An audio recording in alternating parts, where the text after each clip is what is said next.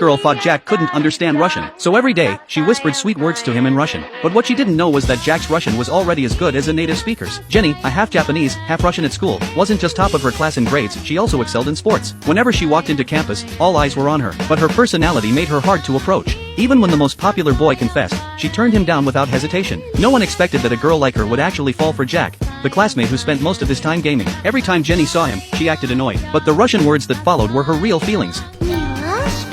What she didn't know was that Jack had once played with Russian kids as a child. To talk with them, he worked hard and learned Russian. Even though he knew Jenny used Russian to cover her feelings, Jack never dared to tell her. He was afraid she'd turn bright red on the spot. So, to break the tension, he decided to pull a card in his game. And to his surprise, he pulled an SSR character on the very first try. But before he could even celebrate, Jenny snatched the phone. When she noticed the character had silver hair instead of black and heard Jack call it cute, she couldn't help feeling upset. After all, she had silver hair too. But instead of saying it out loud, she hid behind Russian once again.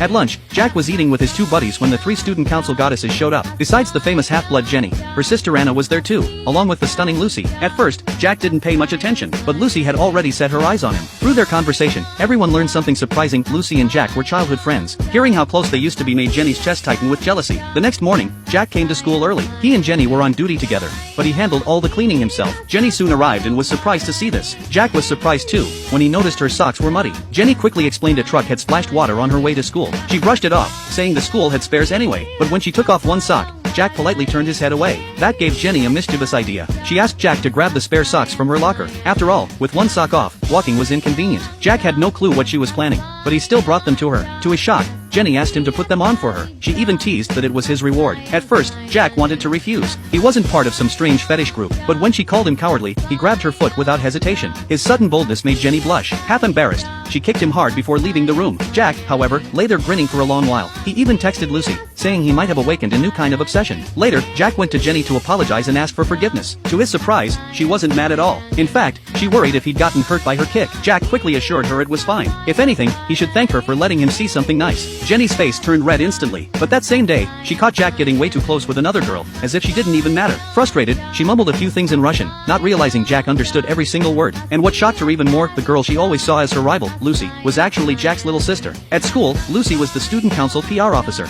but at home, she was just a manga-loving little sister again.